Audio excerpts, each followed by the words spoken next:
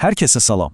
Bilirsiniz, yeni il qərarları etiraf edək ki, çoxumuz üçün bu söz birləşməsi bir növ uğursuzluqla eyni mənanı verir. Amma bəlkə də problem bizdə deyil, bizim yanaşmamızdadır. Gəlin bu il o adəti üzrə yazdığımız siyahıları bir kənara qoyaq və hədəfləri tamamilə yeni, daha güclü bir sistemlə baxmağa çalışaq. Yəqin ki, bu sual hamımıza çox tanışdır. İlin əvvəlində o qədər həvəslə, o qədər enerji ilə bir siyahı hazırlayırıq. Amma fevral gələn kimi sanki o siyahı heç olmayıb. Bəs niyə belə olur?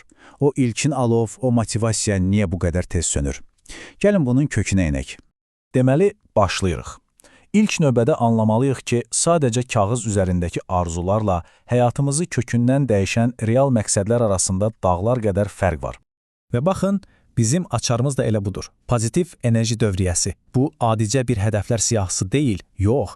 Bu, elə bir sistem yaratmaqdır ki, hər kiçik uğurunuz növbətçisini alovlandırsın və sizi dayandırması demək olar ki, mümkün olmayan bir yüksəlişə çıxarsın. Yaxşı, bəs bu güclü nəzəriyyə real həyatda necə işləyir? Gəlin onun ilk və ən vacib prinsipinə baxaq. Fərq əslində çox sadədir. Baxın, bir tərəfdə unudulub gedən pasiv arzular var, digər tərəfdə isə sizi tamamilə başqa bir insana çevirən, transformasiya edən hədəflər. Bunlar sadəcə kaşki deyil. Bunlar sizin kimliyinizi formalaşdırır, sizdən konkret addımlar tələb edir və sizi dayanmadan irəli aparan bir qüvvəyə çevrilir. İndi keçəcəyimiz bölmənin başlığı bəlkə də sizə biraz təəccüblü gələcək. Axı bizə həmişə deyirlər ki, kiçik addımlarla başla. Bəs necə olur ki, daha yüksək hədəfləmə yolu əslində asanlaşdıra bilər? Hədəflərinizi böyük seçin ki, rəqibləriniz az olsun. Bu sitat ilk baxışda məntiqsiz səslənə bilər, elə deyilmi? Amma dərindən düşünəndə əslində çox dahiyanə bir fikirdir. Bilirsiniz niyə? Çünki böyük hədəflər özü özlüyündə təbii bir filtr rolunu oynayır. Səbəb isə çox sadədir. Zirvəyə gedən yol asan deyil. O böyük məsuliyyət istəyir, polad kimi bir səbir tələb edir və tükənməyən bir enerji qaynağına ehtiyac duyur. İnsanların çoxu ya bu səyahətə başlamağa heç cəsarət etmir, ya da yarı yolda təslim olur. Məhz buna görə də zirvə heç vaxt izdihamlı olmur. Deməli, böyük hədəfimizi müəyyən etdik. Çox gözəl. İndi isə o hədəfi qidalandıracaq enerji üçün həyatımızda yer açmalıyıq. Bu isə ilk növbədə neqativləri təmizləməklə başlayır. Yəni, pozitiv enerji bir təsadüf deyil. Bu bir seçimdir. Onu şuurlu şəkildə addım-addım qurmaq lazımdır.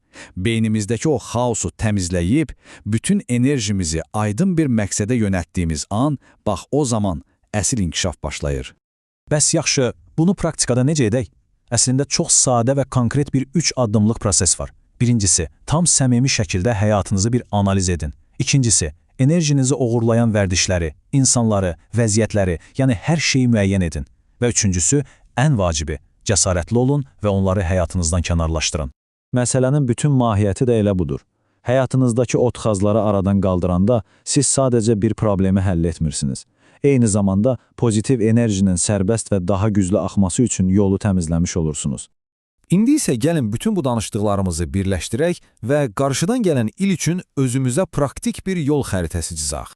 Bax, bu 3 qayda sizin yeni il kampasınız olsun. Daha böyük düşünün, daha az şikayət edin və daha çox yaradın. Bütün bu nəzəriyyənin praktik özəti məhz budur. Və heç vaxt unutmayın, hər şey qartopu effekti ilə işləyir. Bugün attığınız kiçik, amma pozitiv bir addımla yaratdığınız enerji sabah böyüyəcək, daha da güclənəcək və sizi heç ağlınıza gətirmədiyiniz yüksəkliklərə daşıyan bir qüvvəyə çevriləcək. Beləliklə, bu təhlilimizin də sonuna gəldik. İndi isə top sizdədir.